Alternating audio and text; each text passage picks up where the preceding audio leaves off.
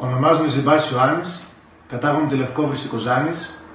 και θα ήθελα να ευχηθώ πολλές επιτυχίες στο Ράδιο Τραπεζούντα Βοστόνης καθώς και στο Ιωάννη Απαζίδη δύναμη και υπομονή για να συνεχίσει αυτό το εξαίρετο έργο του.